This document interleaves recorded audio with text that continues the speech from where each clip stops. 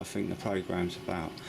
I think, this is my impression, that there's the subliminal programming is designed, the images, not the Ready Break advertisement, that's corporate, those people might not be aware of that, the animation. It could be subconscious, it could be created subconscious, and then they might say to the artist, right, we want you to put this pattern in it, and then you build the scene around it.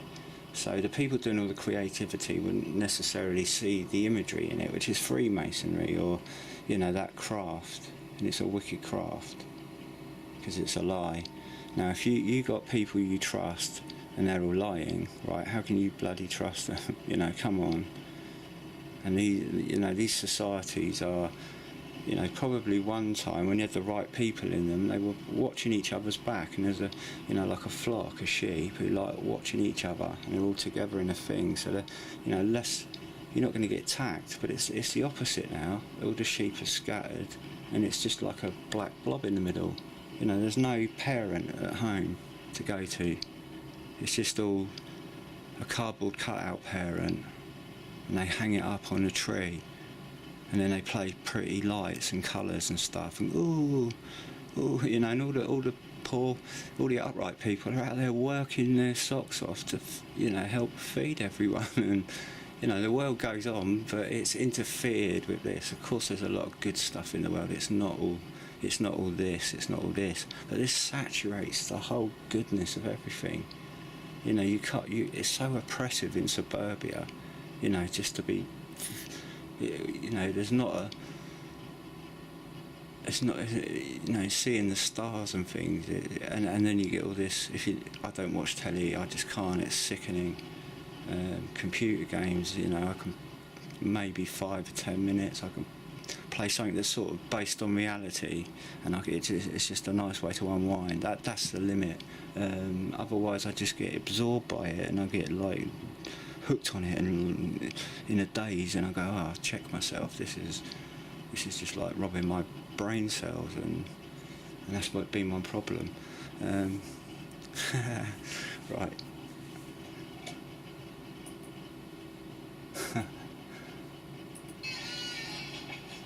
Right, so you've got these two characters, right? Now you may not have read the Bible, or you may be a student or a veteran in the scriptures, or you might have your own interpretations. We've all got our own. I'm learning the scriptures.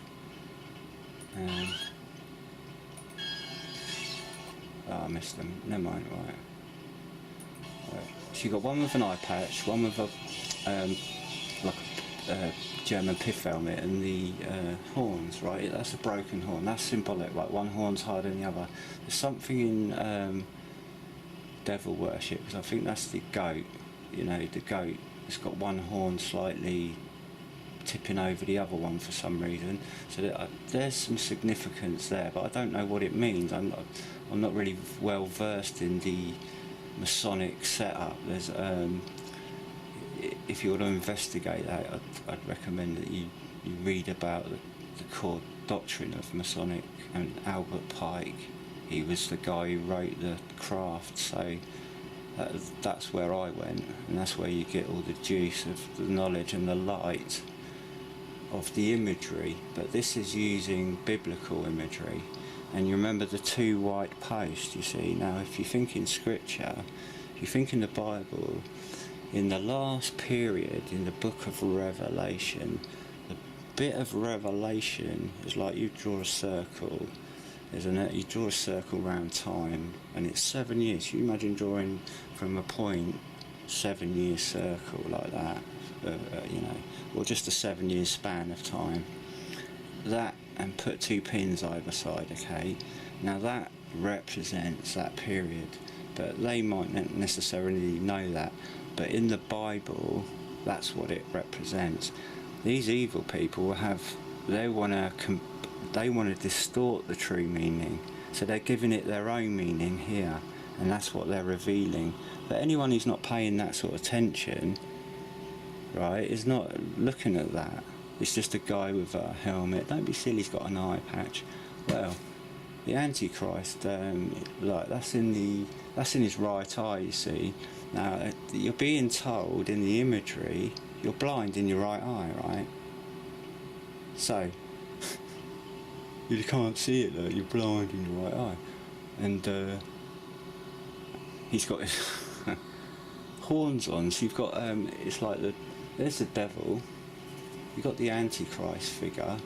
He's been blind, he's got an eye patch, so someone, he's had an accident, he's got an eye patch, so he can't see in his right eye, which is symbolic to doing the right thing, you see, spotting what's wrong, and standing up for it, having a bit of salt, having a bit of spine. And I'm sorry to say it, but a lot of women have got their husband's balls in a purse, and it's frightening. And you've got children following behind that, and you think, well, what are they going to learn? And I'm no different.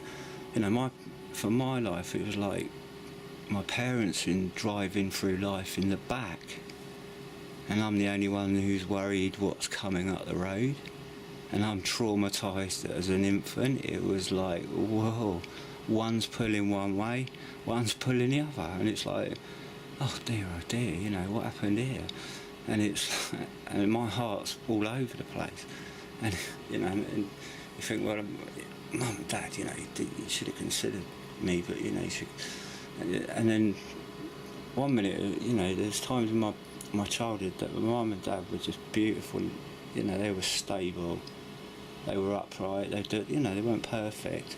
But then something hits that family, right? And then it's sort of like a chop through the middle of it. And some of these events have been deliberately staged. Other things are just coincidence, your own further mistakes adding to it, and there's a lot in the mix. So consider these characters, and consider the sort of target this is going to affect. Let's say this affects 9% of an area like your town, your city. So there's 9%, and they're not all in the same room. There may be one in every dotted out, 9% dotted out roundabout randomly. So they're not like all 9% in one spot. They're one little a lad here, boy there, young man there, even but this is targeted for men, and I'll explain why, or young boy. So there's a certain type of young boy, a certain character type, and I would imagine he's a broken, hearing voices. And voices, by the way, there's a lot of it is contrived, and it's played into your children's home to reinforce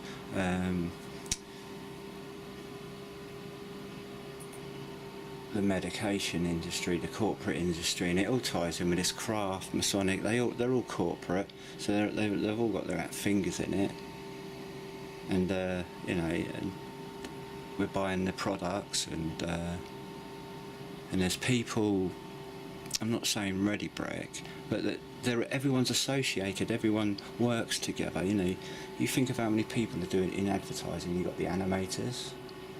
You've got the people who work at the factory, ready break. You got the designers and all the camera teams. You got other parties. You might employ somebody to do this, so they might not. And then you got the other people that may not see this, may not understand or see this Masonic craft. And ready break, or I'm not sure. I can't remember. But whoever's sponsoring it may not necessarily be aware of it. Right, see the tower? Whoop, pointing. The tower is pointing your attention to fire, hell, ready, break, see? So these people are planning. They're telling you, look, this is what's coming up for you, we're planning it. Now, I'm not saying it's wrongness. There might be people in craft using they're compromised, but they're using bad info. They're using lies to say, look, wake up, you know. There might be good and bad people fighting each other behind this. I really don't know. I'm just scratching, trying to work out why it's telling you something good. You know, you're going out, you're heading for hell.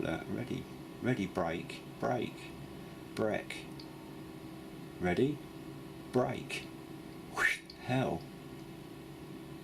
Right, antichrist, right, the false prophet. Now that period of revelation, 7 years, you've got the two real prophets. Now the real prophets of God are good, like good shepherds. They'd rather burn to death than let any one of their little ones anything. And they know everybody by name and what they do. As long as there's not like thousands, but I'm talking about these prophets will. These will be fully equipped to know everything, and I mean everything. And they will have a heart for the people that they will be caring for during that period. And then there would be these false. There'd be a counterfeit pair, you see, and this is who these are representing. And they're trying to groom these kids to be their, you know, to believe these false prophets that are going to turn up. I don't know what those false prophets are or who they're going to be. That's a sealed book. A sealed book means you don't know. You're just told roughly, oh, there's a film coming out, and at the first chapter you got that, and the second chapter, and then there's a middle, and in the end.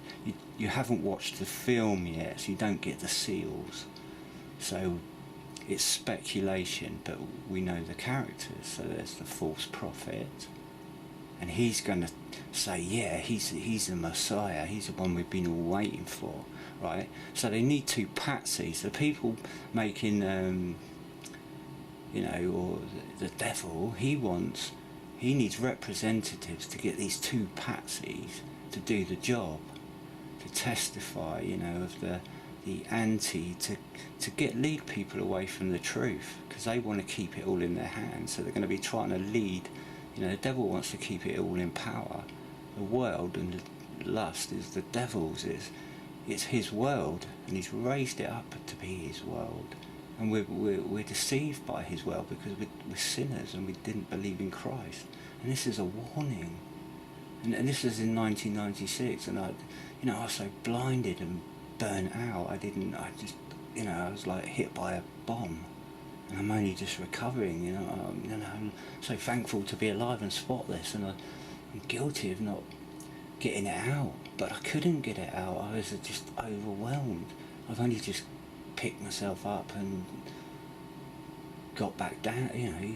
Sat back down and. It's and I've only just recently picked up on this, and it's sort of helping it all unfold in my life, looking back and seeing all these things. So I'm a long way from the accident, and I'm just getting up and getting back up and resting and getting back up and trying to live a life where it's not so chaotic. It was always an increase. I was never getting my head above water because I was so vulnerable. And I couldn't stand it. It's taken me every effort just to survive being drowned. So there's two. It's all the devil. So it doesn't necessarily mean the false prophet that he's the false prophet and he's the antichrist, and he's the false prophet because he's the devil. It's doing two jobs. It's looking for two. It's to affect two boys, two men. In their life. So these young men, anywhere in this country or where they played this, will be seeing this, and there'll be other things similar. You might even spot it in something else. This pattern, and this is a pattern to target a certain group. These characters aren't in every advert, obviously, but in this one, and there'll be other adverts that have a different pattern of characters in a different image flashed up. So it's trying to groom the role of this false prophet they're gonna be empowered. Now they're gonna do miracles, and deceive people, and they're going to be deceived, and they're going to go with it, they're going to agree to it, and they're going to accept that it's a deception. They're going to be quite happy to deceive the world and not warn them. They're going to say, oh look, we're all up here and we've all got it, but we need two guys to play this role. And this is the sort of people I'm trying to reach, right? So it doesn't affect them. And anyone it's affecting, if this can break it and they can wake up and go, oh yeah, this guy's, yeah, I get it now, you know, I hear it all, and it doesn't, I hear these people saying all these things, and it's confusing, and it is confusing when you don't, like I was trying to do at the beginning, you go off track, you start waffling. I just wanted to try and keep on the images and the context of what this advert is suggesting. It's a suggestion, and it's got a nice creative story in it. It's just, the story's just furniture, it's entertainment, it's novelty. It's bubblegum, blah blah, brain bubblegum, going past your eye, into your brain. So you're just watching the image. So there's that hell and the two characters. I'm gonna play it one more time. Let's play it to the end here. And the dragon, you see, the beast, the anger, the wrath of God. That's what the dragon is. It's the hurt of God being poured out on the wicked for not believing in his son. There, yeah. Ding. Hell. Alright, bing. Get ready. Shiny teeth.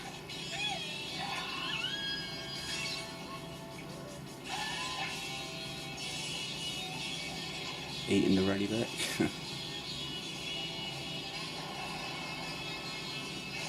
Right, that's a bit. Right, you see. Now, what's going to happen to these false prophets? Now, this is telling they know, right? And I think I've got a good idea. Now, the false prophets have got to imitate the real ones. So they're going to put on this magic, they're going to, I don't know what it'll be, but they're going to be wired into something, I believe. I reckon a supercomputer. And that's going to be the result. Because they're like wicked. And the people who are building it are stupid. Because they think they know everything. And they've done they've been doing it, they've been building this up for years to get to a point where they want to control people on a computer or something and just dominate. And all the heads around the world, all the chief ones at the tabletop, they know who they are, and they know that I know that that I'm aware of this thing, and who else is aware of it? And there's a lot of people aware of it in the public. A lot of people aren't stupid, but there's no. If you're yay, nay, or yes and no, you are uncertain. Or is it, right? What use are you? You're shut down. You're just like Fizz on the telly when the aerial's been pulled out because you haven't got any established footing. And that's you might have quite a stable understanding, but there'll be areas you just haven't got a clue about, and you'll be like, is it? You'll be indifferent. You won't know. And you need Christ to know. You need His light and understanding. And this is what it's expressing. So in a good light, it's just a look, you idiots. This is what's going to happen to these. From my perspective, because I'm a believer, it's just like I'm seeing like the positive impression of the negative impression. The negative impression is these guys got cooked by the dragon. They got burnt by the dragon. So these two false prophets, thinking that they're the great prophets to deceive, like all the magicians you see on telly, these entertainers, they're like way up in the stars, they're exclusive, like these birds of paradise, like in a cage with the door open, and they got all this, attention and media, and that's what they've wanted, you know, and they got that talent. They haven't gone on the street for free and shared us that talent one to one. No, they've gone for the big old carrot up there. They want their life and exclusivity, right? And they've had to go up the craft to get that. That's the only way you get on in this world. If someone helps you up. And the people who help you up don't want the people who speak up against it up there, right? I don't want to be up there. Do you? And do you want to be run by them?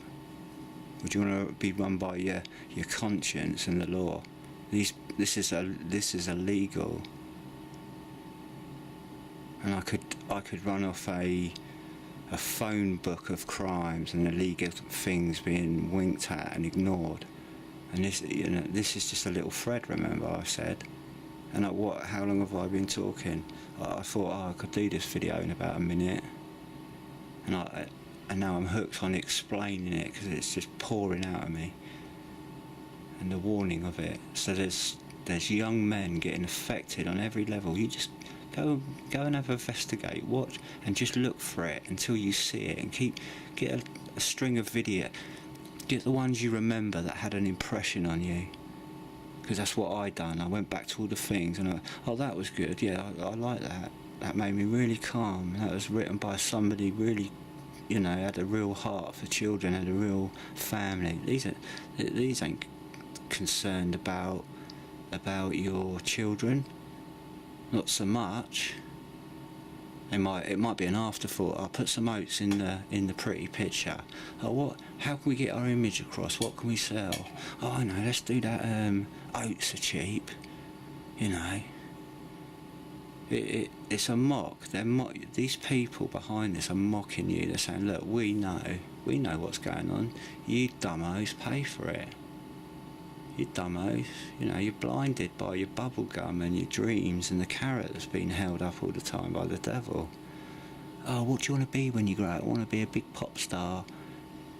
You know, now look at it, it's transvestites and be whatever sex you want. Do whatever you want. Well, do whatever you want, you know, but I don't want to witness it. I wouldn't want my children to go out into the world and see that. And that's why I wouldn't have children. And if I did have children, and I do have children, I'll be taking them somewhere isolated. And then I'd bring them into the environments carefully. But I would keep them safe, away from this poison. You know, and there's so many kids, and they're picked up by the same people are pulling the strings on the medical world and getting a grip on the medical people. Getting a pinch here and getting a pinch there, and it's dominating, and all the good's coming out and all the rubbish is getting in. So all the good stuff, right, they're chucking it out the back door behind them in the car, and you're not seeing it coming. You're not seeing the train, the fireball train, coming up the track towards you, and they're telling you, look, you're on the bus, we're driving it. But who's driving it? Who are they? Are they people? You know, are people that clever? I've met people. It's just normally through weakness that this stuff starts to dominate, and we're all guilty of going with the flow, you know, on all levels. Responsibility, authority, we get all a bit wishy-washy, and we, you know, like a plant grows up, it gets a bit, it tries to flourish too fast, it tries to run. And I know exactly what I'm talking about. It's because the images of the world, it's like, oh, what do you want to be? And everyone's running, oh, I want to do this, I want to do that, oh, I want to be that, we can't all be footballers, can't all be ballerinas.